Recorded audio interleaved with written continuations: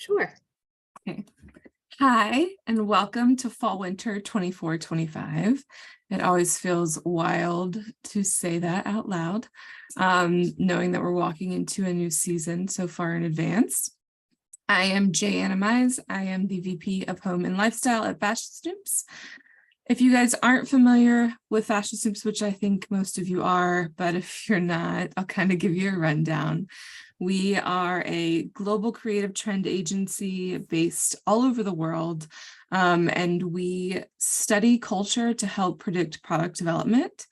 So we work with brands, retailers, manufacturers in over 50 countries, helping them do everything from product lines to assortments to retail strategies, pretty much all walks of life in the business. We cover everything from fashion to home, beauty, food and drink, CPG, media and entertainment, packaging, tons of lifestyle, you name it. And if you guys have any questions or want to follow up post, just let me know. My email is j@fashionsnoops.com.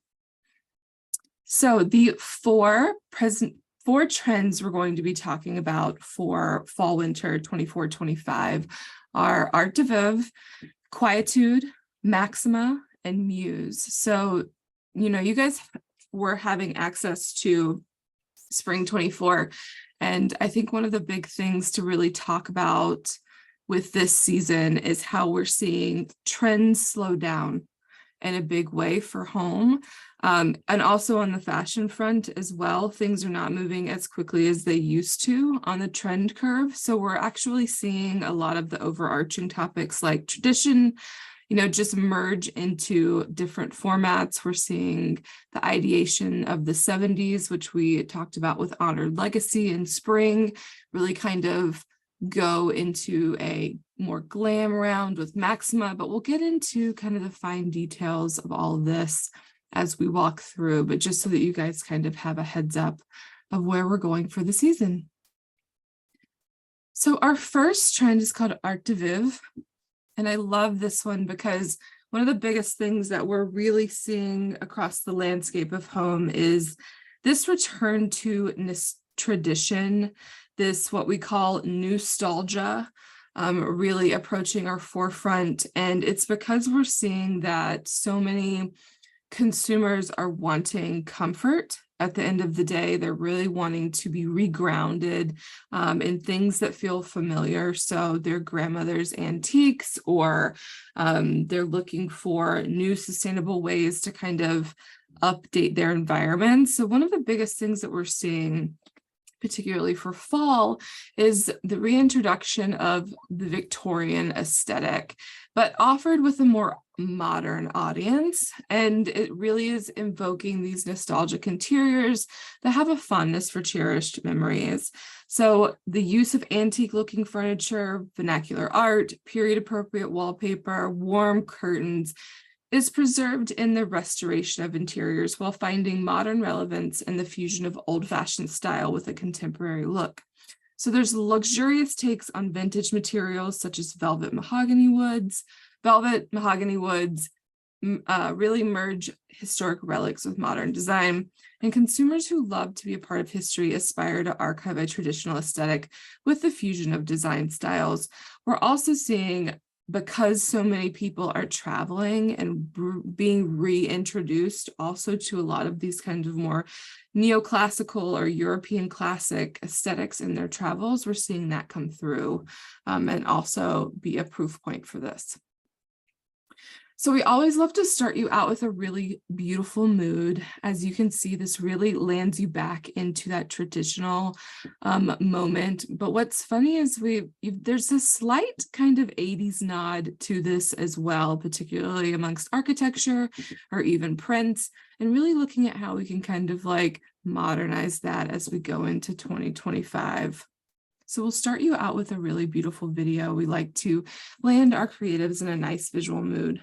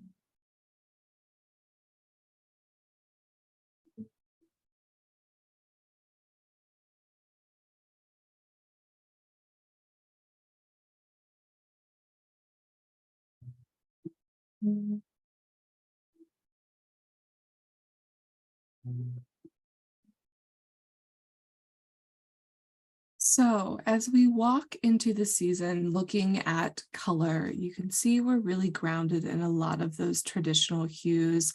Really on the forefront of our core color base is our blues and greens that speak to a lot of that kind of more sophisticated styling. So you have your ivy green or your inky blues. Our indigos are really driving this season. And then we're rounded out with a really lovely palette of pinks and purples, and some touches of red. As we walk through for fall, you'll note that red really starts to become a prominent color for the season as a key accent color. And I think it's really important to talk about how we're seeing a lot less of a neutral statement happen within some of these traditional color palettes here, particularly ones that are more sophisticated. You'll still have your croissant, your shortbread, your batten wood, but not necessarily as a strong core color, which is quite nice. As we walk into next, we'll go into our materials and surfaces for the season. So here we have an overview of what we call a material aesthetic. So we're bearing witness to a fractured world. We shift our focus to restoration and a romanticized past that feels authentic and deeply personal as our newfound tradition. Reclaiming forgotten practices that work closely with simple tools and the natural orders of things, the rules are simple. Take only what you need and restore what has been taken. A nature's curation, we begin to harvest seasonally, work slowly, and curate soulfully, preferring outcomes that are as beautiful as they are responsible. Approaching existing crafts in contemporary ways, these new makers are honing the heritage techniques of the past and refashioning design in a new classical landscape that considers all things. When we get into specific materials, we're really honoring our past and forging a deeper connection to artisanal skill sets. Material assortments are broadening to encompass a fusing of past eras and old world design styles. Charming blown glass and tufting motifs, they feel as if they've been passed down and evoked a cherished sensibility. Material handles are real and unbinding, especially in the case of worsted woolens, natural grasses, and lysocell blends, which embody through a compact but light weave for soft goods. We're seeing that nurturing ecological awareness, we're motivated to restore and rehab past materials into new offerings worthy of intention, time, and effort. And as a result, reclaimed woods, antique metals, and leathers become new bases for beautifying, charming designs. Equally as important are the usages of certified and equitable sources, from GOTS fibers to ethical woods and fair trade certified modes of production. And on the surface front, there's a story behind everything that's made or treasured. And these offerings inject little vignettes of the past into assortments through a decorative blend of technique and aging. They're opening ourselves up to time-honored practices and trades. Designs feel expertly handled, showing the outcome of confidence over time. We're modifying the softened surfaces, a raw yet refined take on texture through corduroys, novelty weaves, brushing, felting, and tufting is preferred. Additionally, plant-derived colorants from earth color temper wrinkled cottons and linens to offer a more softened and natural approach to color. They're evolving Victorian designs with modern legs through a modern lens, embroideries, hand-painted ceramic motifs. Their intricately carved castings and impressions are quirkier and more maximalist in their approach. Elsewhere for surfaces, the effective time influenced polishing and patinas, which are characterized by spots of light fading and imperfections. And then we'll walk into the patterns and graphics for Art de Vivre. So we want to talk to you about what are the key considerations for prints and patterns here. And it's the fact that you want to invite personability with handcrafted elements.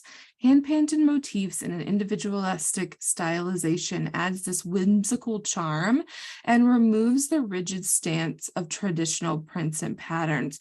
We really want to mimic crafty construction through intentional mistakes and uneven lines here. And it's important to don't overthink it. Work with traditional prints for a long-lasting appeal. Keep the patterns and the materials in which they sit authentically traditional. True and trusted plaids and stripes sit on natural cottons and heavier weaves, on classic shapes and styling. With that, make sure to inject contemporary color for a new take on heritage. So adding a single striated stripe can push rows of plaids and checks to a youthful contemporary edge, driving pattern newness through merging traditional repeats with saturated color stories. And lastly, you want to look to classic nature illustration for a wholesome update on florals.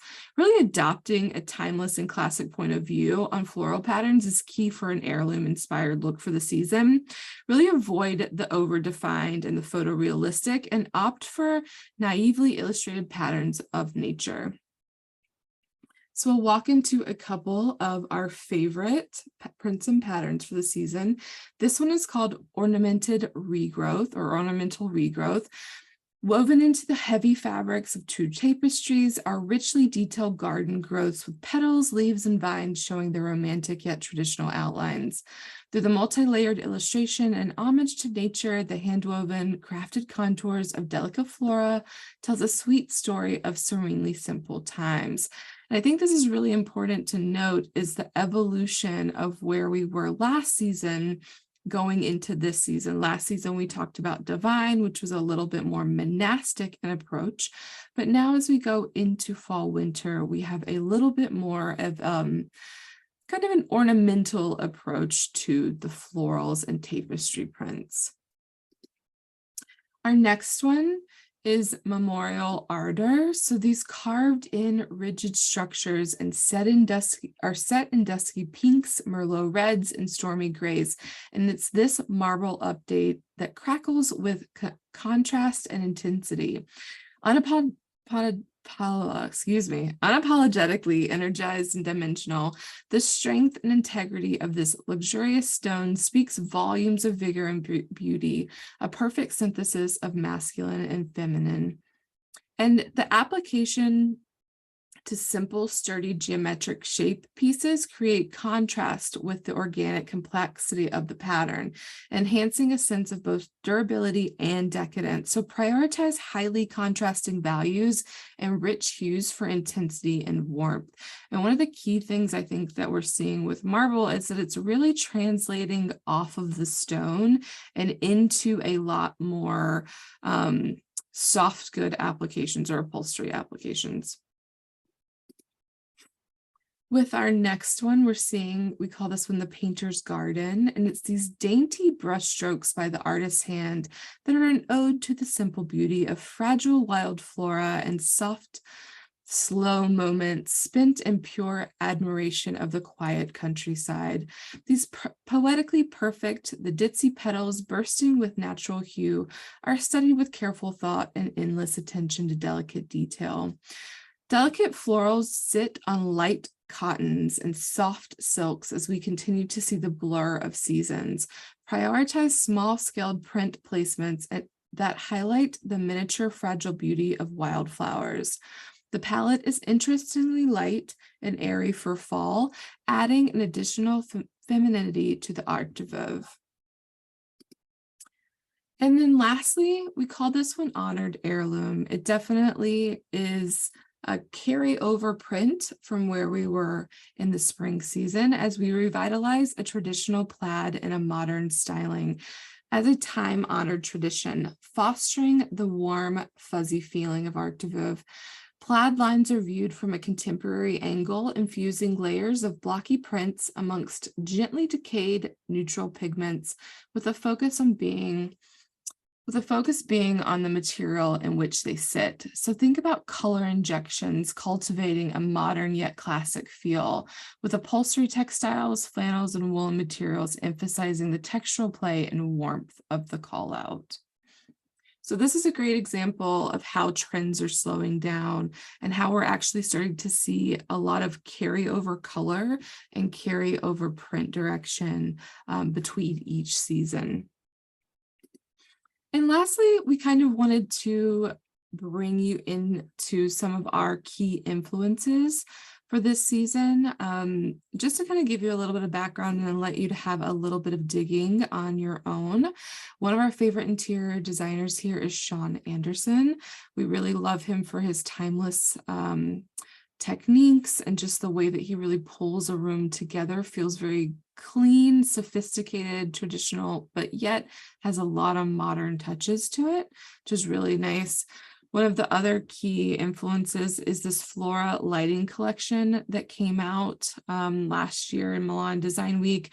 It just has a little bit more of a delicate nature to the overall aesthetic of lighting, which we hadn't seen in a long time. Really kind of bring in some of that petal work, things that can kind of make it feel light and airy. And then lastly, one of our favorites is Cafe Constance. This is a really beautiful cafe and a hotel that really brings in a lot of that kind of like traditional mahogany, traditional woodwork back into the hotel cafe that we haven't seen in quite some time, really giving it this beautiful timeless effect. And lastly, we'll talk about our takeaways here. So I really wanted to give you guys kind of like your top 5 of what to take away from this trend. And so the first one is really looking at a cross-reference of eras. So we're seeing that trend curve slow down.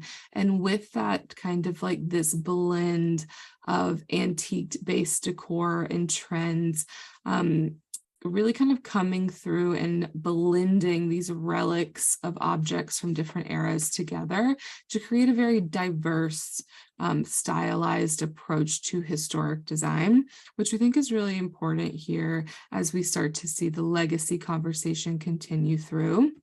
Another one is intricate restoration. This is really important on the architectural standpoint, but seeing how designers and creatives are really looking at how do we restore our, prints and patterns? How do we restore our materials or take from the archives to bring about and renovate something to feel new again? I think you don't have to reinvent the wheel every single time, but instead really looking at how your archives can drive some of those historic conversations. And with that, creating a historic legacy so that a lot of consumers are really wanting to connect more with the legacy of their objects and understanding like the sentimental value and their purpose of why they were originally created. As people that are in the design world, we're all design freaks. So we all understand and kind of, look at a teapot or even just, a textile very differently than the end consumer, but they're actually starting to become a lot more aware of that legacy as well. And with that kind of wanting and driving these time-honored artistry pieces as well, they're really having an increased awareness and appreciation for artistry and craftsmanship. And they're really highlighting that time-honored technique. This also goes along with a lot of the conversations that I've been having about how we want fewer, better things. We're exiting this IKEA era and really want to, spend our money on more quality-driven pieces. And with that, we're seeing that a lot of consumers are moving back into what we call the collector's mentality.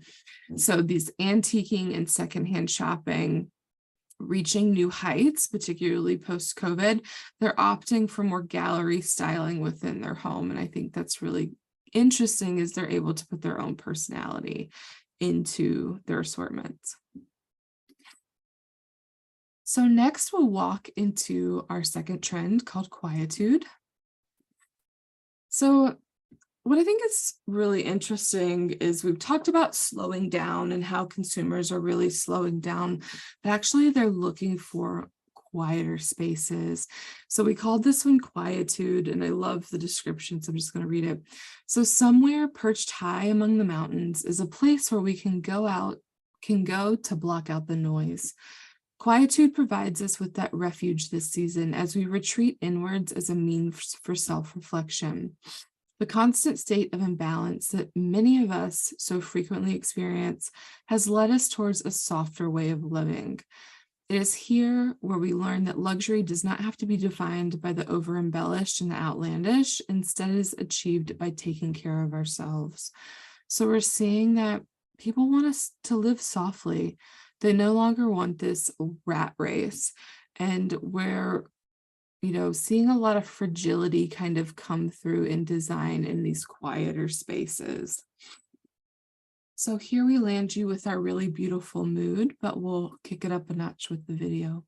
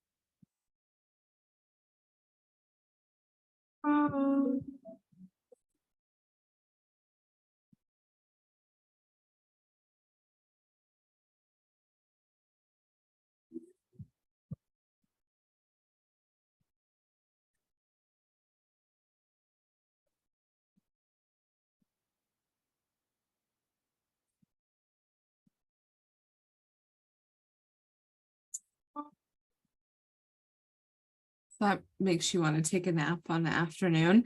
But looking at some of our key colors here, even though it's a very quiet, soft living story, it's so grounded in a lot of these really beautiful greens and yellows and almost like new age earthier tones that bring in a lot more of the like fall winter season. So we're seeing it almost as like I call these hibernation colors in a sense, but they're popped up with a lot of these pistachio gelatos or like the mellow frost that you see here that really kind of makes it feel a little bit more enlivened for the season.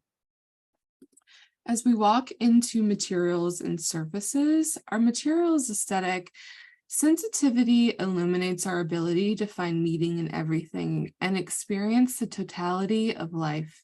This also holds true for thoughtful designs focused on quality, comfort, and softness, which all work to center us into a deeper level of awareness and stillness. Heavily influenced by the outdoors, a restorative approach to brutalism and rugged approaches forces us a new take on contemporary design that can work both outdoors and in. Techniques are reflective of how we feel, combining fragility and strength throughout every step of the process in our path to a sense of serene solitude post-pandemic. Nearly every yarn and stitch considered offers either a tactility so tender or a supportiveness so enveloping that we are all moved to slow down, pause, and breathe. So once we look at some material applications, we're translating a softer side of strength. New technical approaches advance the look and feel of materials into lighter and more resilient outcomes. Bedding utilizes the use of C-cell and smart cell wellness fibers enriched with minerals, antioxidants, and vitamins to offer a higher level of comfort and soothing while sleeping. Elsewhere, other high-functioning materials like those from Carnegie Fabrics are made from bio-based polythenes, which is derived from sugarcane without PCB and is cradle-to-cradle certified gold.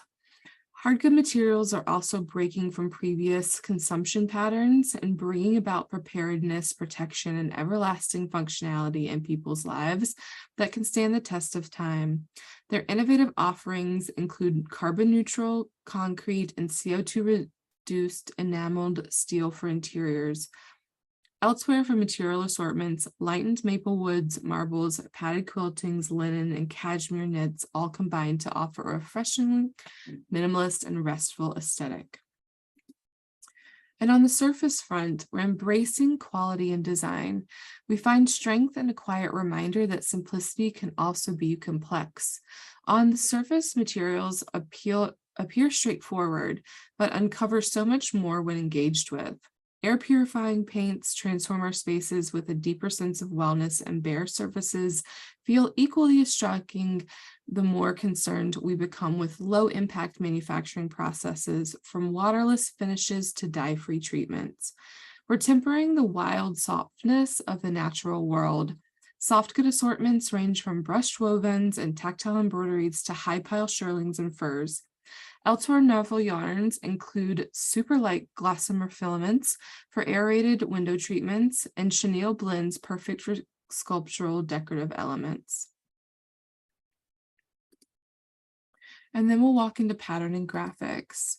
So our key considerations here are really enhanced softness with tonality, playing into consumer demand for all that is authentic, vulnerable, and fragile, comforting tonality, including warm neutrals, are preferred across diverse print applications, counterbalance the harshness and rigids of the season with subdued colorways that allows for gentle patterns to shine. And with that, you want to work with hand-painted and inky strokes, offering a versatile update to previously seen aggressive dyes. Inky impressions are favored for the print updates of fall/winter. From traditional core classics to floral updates and dyes, stick to hand-finished, ink-dominant print styles for a poetic finishing touch. You also want to encourage tactility with barely there prints. As a natural continuation of the previous season, softly suggestive print direction, we see this approach continue with inquietude. The blurred and layered prints that offer that barely there approach and blend into the fabrication drive the newness for the season, aligning to our shared, calmed, soft focus. And with that, be conscious of naturally derived designs. In quietude, we gravitate towards naturally derived prints, and patterns that contradict the artificial, digitally manipulated surfaces are also on the rise. Zooming in on the organically formed repeats of nature provides inspiration from mineral swirls to soft gradients and true florals. So looking at a few prints and patterns here, our first one we call mineral haze, and it's these diluted drops of soft hues drip in between slow, soothing streams of watercolor dyes, blending and blurring as the bubble-like watercolor forms lightly float to the surface. Through the soft optimism of balanced pastels, our mind is at ease, quieted by the emergence of marbled, natural printed undertones. Our next one is called Serene Striation, and as a restrained light graces the surfaces of softly shimmered crystallized quartz, its broken reflection projects faintly faded stripes on wispy layers of lucid veils. Edges of the lit strokes blur into subdued shadows, phasing out the dulled pigment of the naturally formed serene lineage. We also are seeing arboreal marble, and under the reveal, subdued reflection of soft stages of motion are observed, shown through nature's perfect aerodynamic and a synchronized arbitrary movement. Beneath the cage protection of glassy layers of film, fine, delicate details hide. These mellow and mottled in hue and form. I think it's really important to see how marbling, is represented in the first story through the second story and how they can kind of work together. And then we're also seeing a lot of dewy blooms. So appearing from a shallow milky sheen, water impressions bloom, extending their flourishing forms across softly abundant repeats. Faint outlines of dewy flora surfaces are shown in pale hues, particularly immersed in their ambiguous pastel foreground. So as we look at some of the influencers for quietude, some of our favorites here are the new Jacquemus store in Paris, France. It was in collaboration with Studio Ammo, and it opens this wide range to tactility. The boutique is made entirely of pillows and is designed to feel like a bedroom. It's cocooning and relaxing in its atmosphere, and it's really inviting customers to lounge and browse for as long as they want. The idea of slowing down as you shop, I think, is a really interesting one. Next, we have Kelly Wearstler and Arca. This was one of the hot collabs of last year, really kind of influencing design as Kelly Wearstler, pairs up with the materials purveyor Arca to create an allure of marble with her Nudo collection. And it's these softly sculptured furniture pieces and accessory lines that really they're inspired by the traditional craft of weaving, but it really feels, or overly luscious with a lot of these monolithic block forms of natural stone. And then lastly, we're super inspired by Ola Studio. They're an interior design studio that creates decor objects inspired by traditions of the past while balancing a contemporary aesthetic with the respect for vernacular design and historic motifs. They're using a lot of artisan approaches, but you'll see it's a very historic, in this image here, piece to the lighting, but it actually feels very refined, cleaned, softened down from where we've been in previous seasons. So our key takeaways here are really a lot of pared back luxury. So quiet luxury, I'm sure you guys have all heard of quiet luxury at this point. If you read the New York Times or have been paying attention to modern media at the moment, this is one of the big terms of the season, quiet luxury, and kind of seeing how it has a strong focus on high quality materials and a modern approach to design. And with that, we're seeing a lot of introspection, or consumers seeking introspection. They're no longer wanting to be loud and proud and brands all over it, brand names all over, slathered all over things. Instead, they're kind of wanting to be reflective and almost introverted with a lot of their approaches. They're observing a lot of things like, meditative practices, or even just focusing on a more soft minimalism with their design choices that kind of bring this silence and stillness to the forefront. And with that, there's a lot more like comforting utility. So just because it's pretty and pared down doesn't mean that it's not useful. And it has a lot more of comfort layers. Over the last few seasons, we've seen brutalism return. And it was very stark and kind of had this, high-end contemporary design approach. But as we go into fall, winter, it really takes on a lot of that more comfort conversations with material applications, or just curves amongst the brutalism, I think is really interesting as they're looking at some of the more innovative and comfortable approaches to anthropomorphic design. And with that, continuing the brutalism conversation, the lush brutalism is super important as well, really bringing nature into those brutalist spaces. It softens it in a new way that kind of removes the edginess and brings in this softer sensibility and sophistication. And with that, a lot of designers and consumers are exploring what they call restorative retreats. So one of the biggest things that we've seen from, gyms all the way to doctors' offices to, more commercial spaces is that they want their areas to feel like retreats and more restorative as opposed to clinical. So really kind of seeing how your interiors can evoke that therapeutic relief throughout. Our next story that we walk through is Maxima. So I love this one because we've been talking so much about the 70s going forward and understanding how that will then shift into a slightly more glamorous era as we go into fall, winter. So we're guided by the feminine spirit within us, alluring 70s aesthetic return, but with a romantic flavor. In our search to escape the difficult realities we are currently faced with, we set out to elevate everyday life with amped up experiences. Luxurious materials, plush textures, and clean patterns bring an evocative glamour to life, transporting us to an immersive dreamscape where nothing is out of reach. This moody atmosphere is expressed through heightened sensorial engagement, solidifying our needs to make the mundane moments more meaningful. We take inspiration from cinematic movements, shining the spotlight on statement aesthetics. And I love how we're starting to see these everyday items just become a little bit more glam and a little bit more fun. It's almost the exact opposite of where we were in quietude, as people are kind of wanting a little bit of shakeup in their daily products. So we land you in this very sensual, sexual, kind of 70s vibe and mood. This is something that is also heavily influenced by fashion right now, particularly, some of the more contemporary young women's, men's, as well as youth statements. But you'll see it has like a refined, high design touch.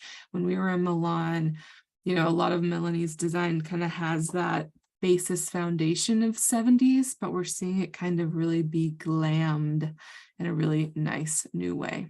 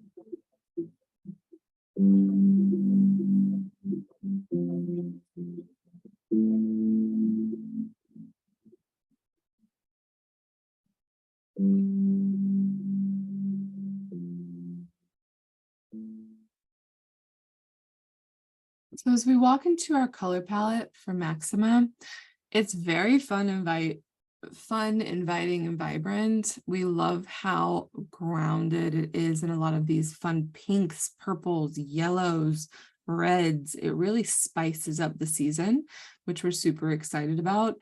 And then you're grounded down with some of your blues and greens, but it really gives you kind of a wide range of color, which is one of the biggest things that we're seeing coming in for the season.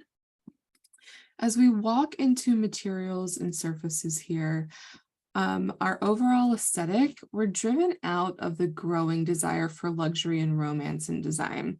Materials invite an alluring approach to extravagance and one-of-a-kind collectives for interiors. A divinely feminine abundance is felt throughout the soft and hard good assortments here, encompassing a sense of creativity, sensuality, and tenderness for constructions and finishes that hint at our deepest desires. Nothing is out of reach for textures, from an overly embellished surfaces to high shine coatings and malleable handles, relishing in what we feel is of the utmost importance. Drawing inspiration from the golden age of film and indulgent travel experiences, interiors set the stage for a new tale of intrigue and endless glamour. And I am here for the endless glamour. As we go into materials, as the aesthetics of products continue to move towards novelty and bespoke approaches, manufacturers respond with more elaborate and decorative takes on fibers, processes, or constructions. Velvets tighten their frameworks and adopt denser and more durable handles, while premium satins and jacquards explore fluid interpretations and eye-catching metallic filaments. Plays with transparency and color influences outcomes for glass, while other hard goods like burlwoods and pink tone marbles emerge with deeply veined surfaces. Overall, a sense of luxury and opulent glamour is gathered from heavier weights, fluid handles, and richer color palettes across assortments. And then once we hit surfaces, we're defining craft in more nuanced fashion. We likened finishing processes to fine art, exploring highly detailed techniques and the richness of slow processes. Delicately considered metallic stitches and coatings adorn surfaces with simple elegance and shine. Pulling inspiration from divinely feminine art pieces and sculptures, velvets and leathers are sculpted into copious gatherings, perfect for window, wall, and upholstery treatments. Shine is also a huge consideration here, informing the approach to glass, metallics, and even finishing treatments for fabrics. Opt for lacquered, oil-rubbed, and high-shine chrome finishes for a variety of hard good surfaces. These imperfect, molten-esque metals balance perfectly smooth finishes for stone and bolstered pieces. And finally, opt for cloudy textured finishes for glass and resin materials that offer discretion but still allow for light and shadow play. And then as we walk into patterns and graphics, our key considerations here are amplify your impact with hyper dyes. Dyes are punchy, fiery, and highly energized within Maxima.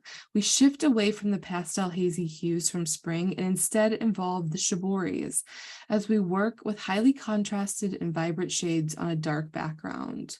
We're also incorporating sensory applications. So prints are interestingly seen on highly sensory materials this season as they leave an imprint on the textile. From plush velvets to delicate sheers and coarse animal skins, flat prints are given a douse of dimension. We're also adding a lot of personal touches. So Maxima is void of digital designs, and instead we see handcrafted dye effects and traditional print updates. There allows for a personal touch, which accentuates the ideal of an individual self-expression and release of stress and energy. And then we also allow for elements of softness in a bold way. Glam materials and aesthetics still allows for moments of calm where subtle prints add dimension to vibrancy. This plays out with the layered and low contrast stripe and a low lit ombre glow dye. So as we walk into some examples here, our first one is oxidized divide. So under the light of blazing flames, roughly one grid settle into an oxidized state. Some connecting elements of the rigid montage show their blistered, faded selves, while others divide in difference as they burn up in striations, offering a new deconstructivist, geometric, or check reprint. We're also seeing a lot of luminous lineage, suggesting pleats and sensory dimensional stripes shimmer in warm tonal harmony, encouraging a sultry tactility as we add grandeur into the everyday. Luxury surfaces, subtle gradient stripes, and a golden touch makes for a celebratory aesthetic as light dances over decadent and sumptuous materials. We're also seeing a lot of animalia. An ambiguous animal complexity emerges through the glitchy lines and acidic dyes, adding newness to a traditional glam aesthetic. Opulent in its application, wild repetition unleashes a bold, determined confidence through flecks of erotic skin animal skin. So material is what is really driving newness here. And it's placed on central materials, these sheers, these high shine leathers, the rich velvets. And we're also seeing a lot of the animal prints more micro-scaled and in tonal colorways. And last but not least, we have to add a marble in because this is still continuing to be so strong with this, we called it disruptive distress. These crippling tensions cause a detailed destruction of robust surface, split, scarred, and scored to a fine-scaled, rugged repeat, unrivaling a powdery coat, toughened structures, lead our gaze across this camouflage webs of wear. So further the grit of the mood by introducing extreme color contrasts and also placing onto rigid structures and harsh angles enhances the angst energy. As we walk into some of our influencers for this season, one of the fun ones that we came across was H&M Home and Uncommon Matters. They really kind of glammed up some of the basics, and that's one of the biggest conversations that we're seeing among Maxima, is how do you take those everyday items and give it that glam touch?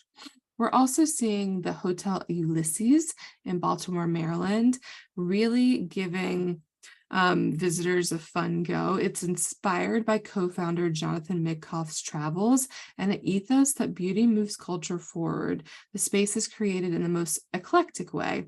The experimental energy of the interiors comes from antique pieces mixed with the nods to the 70s cult hit Pink Flamingos, giving a vibrant, flamboyant vibe to the rooms.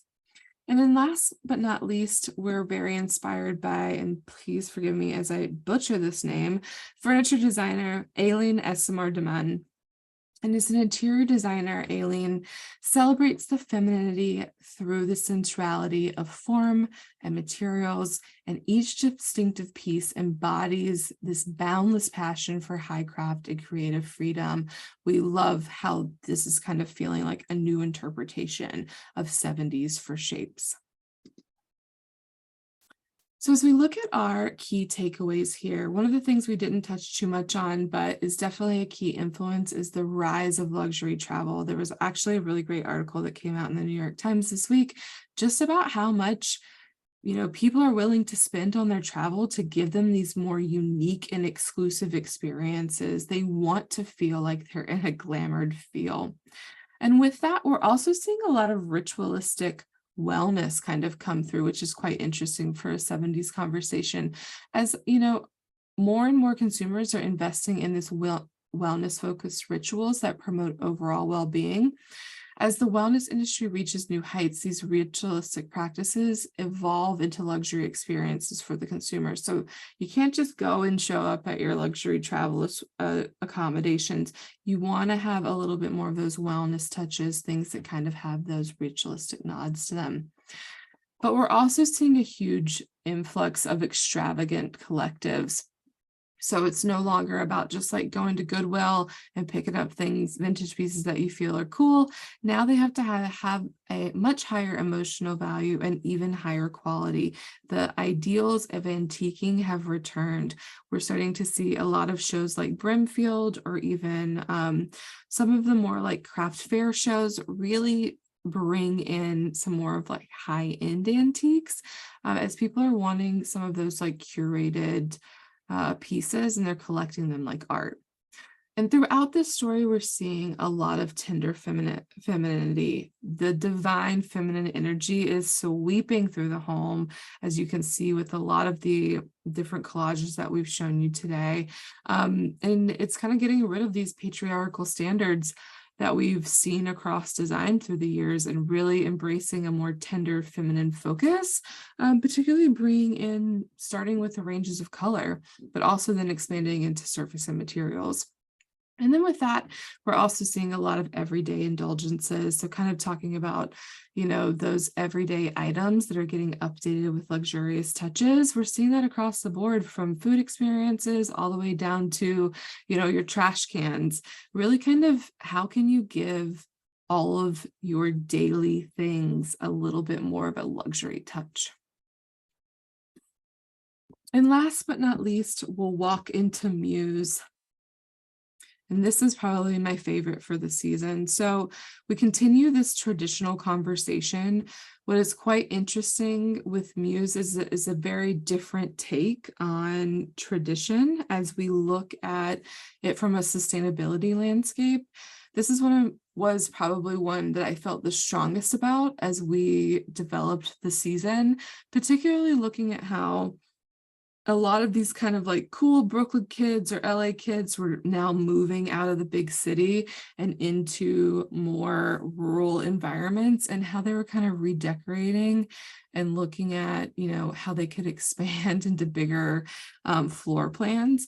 So it's an eclectic assemblage of old and new. It sparks a return of the artisan-driven decorating this season, as urbanites ditch big city living for a slow-paced lifestyle of an upstate existence. They find themselves indulging in the novelty of a truly authentic presence. Different eras are represented throughout the home, communicating the return towards the collector's mentality. Mid-century architecture sets the scene for this aesthetic, shedding light on the history that has come before us, while quirky patchwork and crochet techniques recover slow artistry that has been lost decades ago. As we gain a greater appreciation for the items that live within our homes, we place a higher value on heirlooms and tradition. So here's probably one of my favorite collages. It gets super fun for the season. You'll see everything from, craft prints and things like that to Noguchi, getting these fun, quirky updates for the season.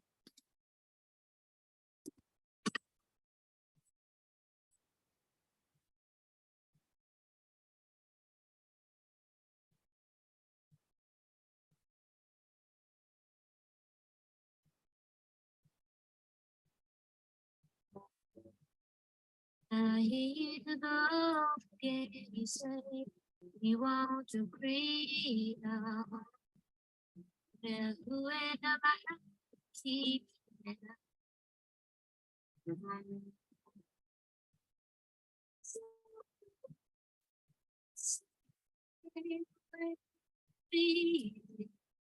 I will listen carefully to the side of the loneliness and the heartbeat that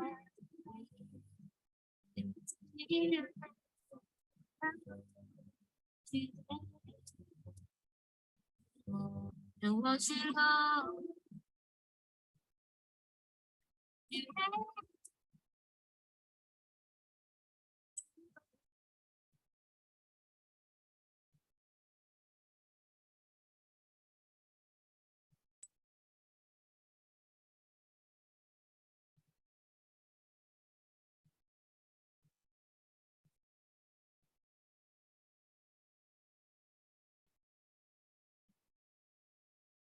and they go.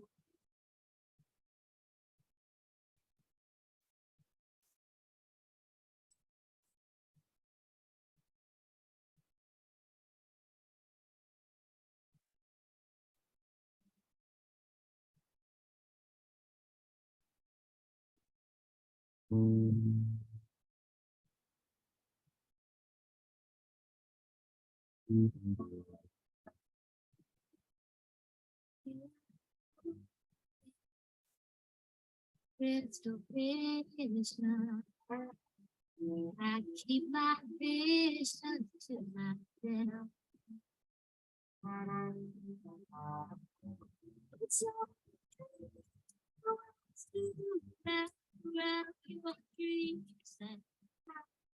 I mean, who doesn't love a little Fleetwood Mac?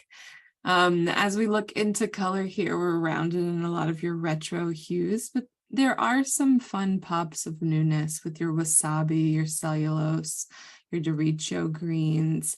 I also love the really fun synth blues that are rounding this out, but you can kind of see how you are landed in like your more sundial yellows, your batten woods, your lavas, spiced marmalade that really kind of are representative of the times past.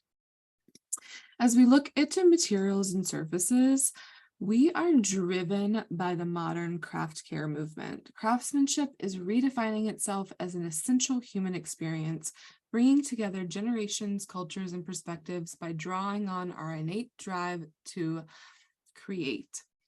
Here, rehabbed waste and reclaimed resources allow modern takes on novelties to feel playful yet deeply personal. A collector's mentality is also influencing our spaces and bringing forth an intermixing of texture and color and interest for hard and soft goods. When it comes to modern interior design, there's a shift taking place with new consumers who also consider themselves makers and are gravitating towards materials that feel handmade. Products can feel personalized and have a sense of maximalism that allows for unrestricted freedom of expression. When we look at materials as an essential element of creation, materials are paramount to the continuous reinvention of craft, especially sustainable craft. With a preference for odds and ends, upcycled woods and reclaimed metals are in keeping with our sustainable commitments and fosters a playful tinkering with the past. Reclaimed leathers work in a similar fashion, as new offerings offer a twist on the mundane and crafted basket woven and crocheted constructions. For newer leathers, they're opting for vegetable tanning agents or formulations that are free of chromium like Ecotan. A sophisticated sense of exaggeration characterizes this theme, as everything is familiar but slightly unexpected, from fuzzy upholstered piles and mohair blends to cast resins for hard goods. Finally, stylizing tactility with yarns of varying textures and colors, layering lends complexity to otherwise simple crochets and woven tartans with a playful, nostalgic sensibility. And then as we look into surfaces, they're layered with emotion and legacy. Makers are able to explore nostalgic techniques in profoundly novel ways. With a well of ideas from embroidery to embossing, the character of each process is considered here. Upcycled patchworking recasts age-old materials with new purpose, and painterly aspects impact a youthful DIY approach across hard goods surfaces. While eccentric yarns, fringe is cut and tied to resemble furs, and inlaid pictorial treatments for ceramic arts feels overly adorned in the best way possible. Growing tired of mass-produced sameness, consumers are gravitating towards imperfect and irregular outcomes that convey a one-of-a-kind approach to interior design. And elsewhere for surfaces, artisanal updates inject newness into contemporary and colored mixed stained glass, crafted wood inlaying, and various brushing and texturizing finishes for soft goods. And then as we walk into pattern and graphics, our key considerations here are really to invite personability with handcrafted elements. These hand-painted motifs and an individualistic stylization adds a whimsical charm and removes the rigid stance of traditional prints and patterns. We're mimicking crafty construction through intentional mistakes and uneven lines. We're also seeing that there's a clash of new and old with merged materials and pattern plays. So the patchworks, the collages, the mending together, it's this mix and match approach to fabrications and surface designs. It's important. We're also injecting contemporary color for a new take on heritage. We kind of talked about that one and a few of the others previously, but we're definitely also seeing how that is permanent here. And we're also seeing we want to work with oversized scaled repeats and placements. So zooming in to reveal a modern appeal in aged geometry with fluid and tinsellated shapes, and large classically designed stripes and geometrics are cultivating a contemporary feel. So as we walk into some of those geo conversations with interrupted geos, we're seeing a patient process and slow moments yield refined results, shown in the interlinked lines and moody gradients of passed down weave plaid techniques. We're calling for comfort, we turn to visually balanced structures made up from organized threads and uniform hues, cultivating a precise yet handmade feel. With our next one, we're also seeing a lot of eccentric angles come to the forefront. So these rigid and calculated and loosely formed at times, mixed surfaces, shapes interlock to convey an undeniably erratic energy for a charged yet whimsical patchwork. When connected, geometrics show off a visually stimulating, seamless realization, one in which each form uniquely stands out as much as blends in this haphazardly orchestrated and naive repeat.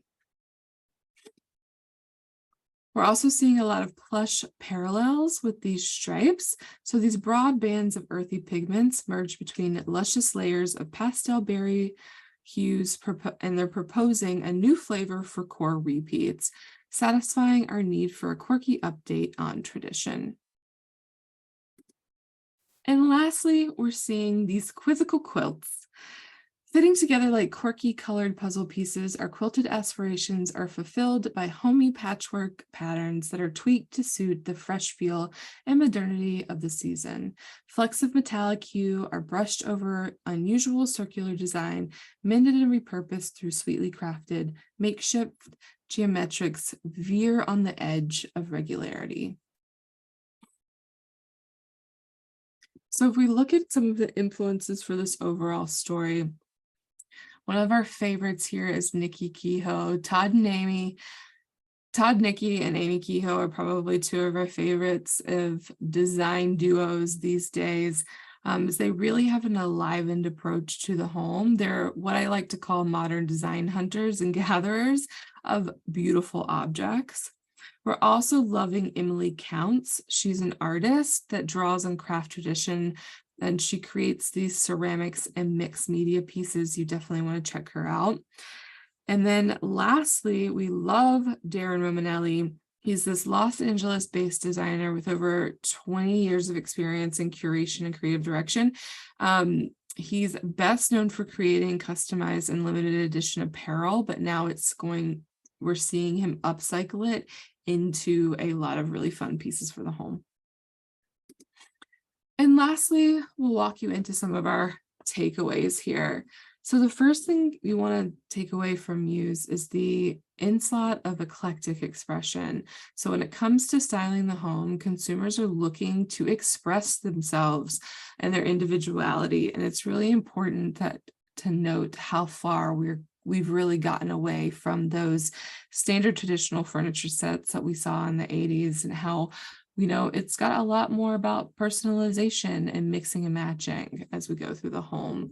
We're also seeing a lot of repair and reuse, the fondness for pre-loved and vintage items that are bringing back this kind of concept where objects of affection can be reimagined to stay relevant.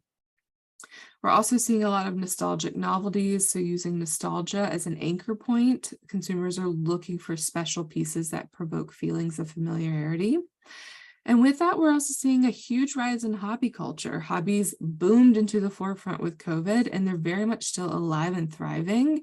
And so now we're seeing that they're becoming more curated pieces within the home. And with that, we're lastly seeing this identity authenticity. Authenticity is a huge priority for consumers within their personal spaces, and they rely on their individual styles to decorate and ornate their areas. Having more unique visions within the home, they're less stylized. They're going for less of this kind of like shabby chic or farmhouse look, and really kind of mixing and merging stylizations. And so with that, we love to wrap up fall winter 24-25.